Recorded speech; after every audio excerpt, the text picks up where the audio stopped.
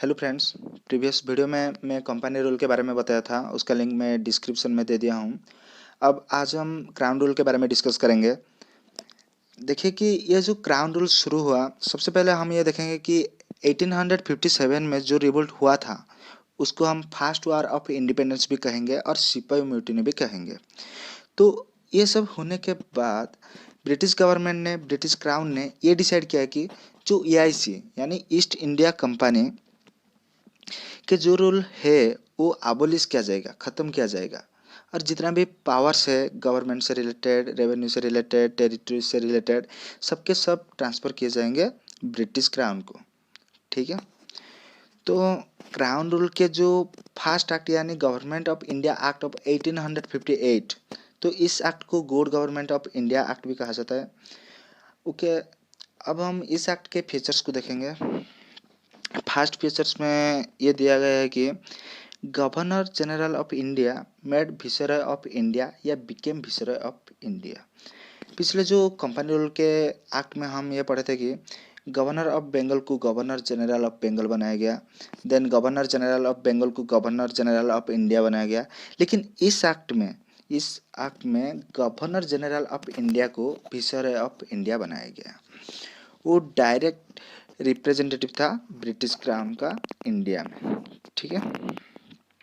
और जो first viceroy of India थे, means first viceroy of India was Lord Canning, इसको याद रखना। Okay.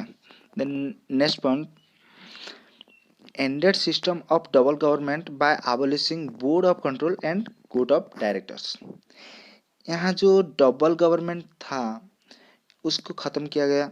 Ended system of double government में हम ये देखेंगे कि पिट्स इंडिया एक्ट में जो टू बॉडीज थे, board of control and court of directors, जो ऐसे टू बॉडीज थे इसको एबोलिश किया गया।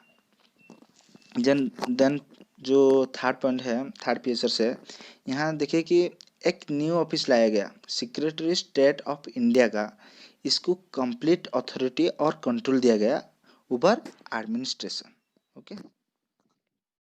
अब फोर्थ फीचर्स में एक 15 मेंबर्स ऑफ काउंसिल बनाए गए, secretary of state for India को असिस्ट करने के लिए।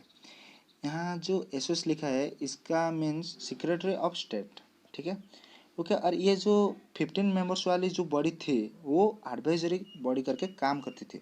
एंड जो सेक्रेटरी ऑफ स्टेट था वो चेयरमैन था इस काउंसिल का। ठीक है। तो ये था हमारा fourth features.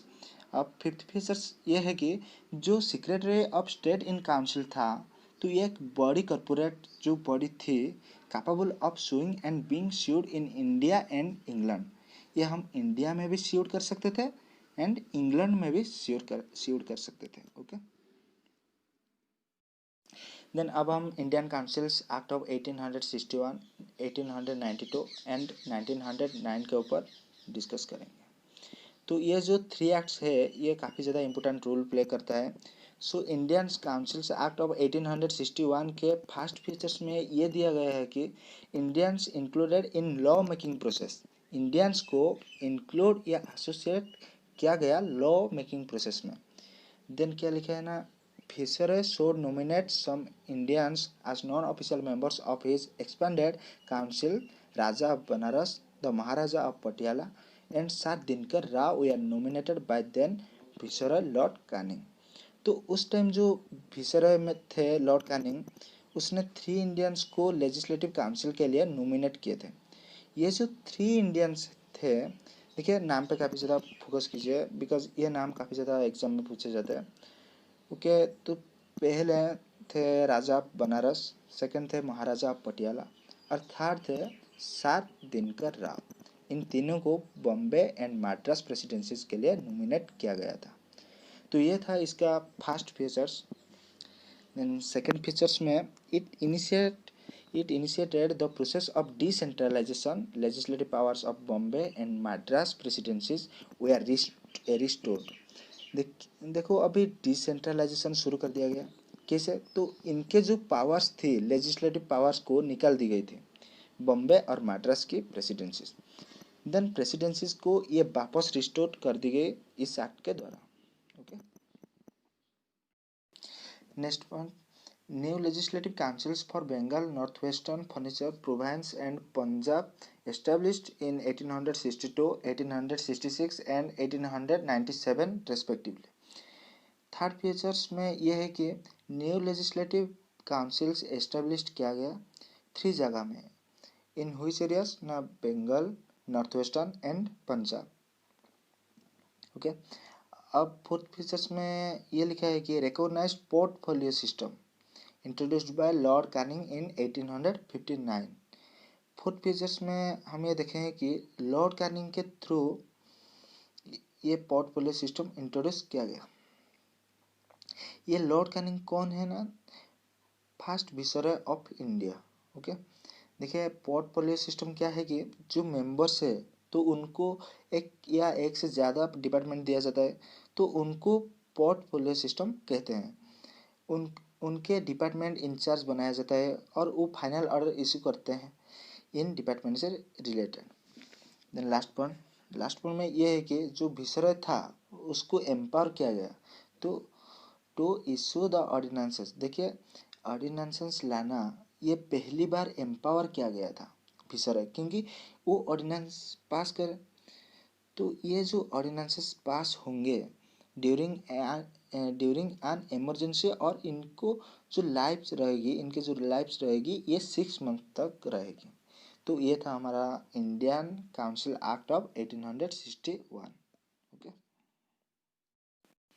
Then Indian councils act of 1892। First point, it increased the number of additional non-official members in the central and provincial legislative councils but maintained the officially majority। देखिए इस फीचर्स में central and provincial legislative councils के जो non official members थे उनको increase कर दिया गया, बट ऑफिशियल मेजोरिटी आज भी मेंटेन की गई थी। Okay, then second features, it increase the functions legislative councils and gave them the power of discussing the budget and addressing questions to the executive। ये पॉइंट ये कहता है कि इसके जो फंक्शंस थे लेजिस्लेटिव काउंसिल के वो भी इंक्रीज कर दिए गए, एंड इनके जो पावर्स थी, जैसे अभी ये डिस्कस कर सकते थे बजट को, तो जो क्वेश्चंस थे वो एड्रेस कर सकते थे एग्जीक्यूटिव को, ये सारे पावर्स उनको दिए गए थे। Then it provided for the nomination of some non official members. अब देखिए कि कुछ नॉन ऑफिशियल मेंबर्स के नॉमिनेशन इसमें प्रोवाइड किए गए। ओके, अब हम इंडियन काउंसिल्स के जो लास्ट एक्ट था इसको देखेंगे, features of the act of 1909 या Indian councils act of 1909। This act is also known as Morley Minto reforms. देखिए इस एक्ट को मॉर्ली मिंटो रिफॉर्म्स भी कहा जाता है। देखिए इस तरह के नाम आगे भी आएंगे, मोंटागो क्लेंसफोर्ड, मॉर्ली मिंटो जो आए हैं। देखिए इसमें एक चीज़ याद रखिएगा, जो पहला नाम होता है जैसे यहाँ पे मॉर्ली है, ये होते हैं secretary for state of India, and second नाम है जिस तरह से यहाँ मिंटो है, ये होते हैं विसरॉय ऑफ इंडिया। ठीक है, अब देखिए इस एक्ट का पहला फीचर्स में ये दिया गया है कि increase the size of the legislative council both central and provincial. The number of members in the Central Legislative Council was raised from 16 to 60। Mean central and provincial में जो काउंसिल था उसका साइज को इंक्रीज कर दिया गया, जैसे पहले 16 था अभी 60 कर दिया गया वैसे। Okay, then next point, it retained official majority in the central legislative council, allowed the provincial legislative councils to have non-official majority। Second features में ये दिया गया है कि जो ऑफिशियली मेजोरिटी थी सेंट्रल लेजिस्लेटिव काउंसिल में उसको वैसे ही रखा गया था, पर जो प्रोविंशियली लेजिस्लेटिव काउंसिल वहाँ पे नॉन ऑफिशियली मेजोरिटी भी आ गई थी। जैसे हम जानते हैं कि नॉन ऑफिशियल मेंबर्स थे इंडिया की, वो भी आ गए थे। ओके, देन थर्ड पॉइंट में it enlarged the deliberative functions of the legislative councils at both the levels. For example, members were allowed to ask supplementary questions, move resolutions on the budget and so on. Third features में ये है कि legislative council के जो functions थे दोनों level पे, and यहाँ पे इनके जो डिलिबरेटिव फंक्शंस थे ये और भी बढ़ा दिए थे। जैसे अभी मेंबर्स को सप्लीमेंट्री क्वेश्चंस भी कर सकते थे और कुछ बजट के रिजोल्यूशन भी पास कर सकते थे, उसी तरह कि कुछ और भी फंक्शंस थे। तो ये था हमारा third features. Then next fourth features, first time Indians we are associated with the executive councils of the viceroy and governors. Satyendra Prasad Sinha appointed as law maker. Fourth features में दोनों के काउंसिल में विसरॉय और गवर्नर्स, इन दोनों काउंसिल में इंडियंस आ गए थे।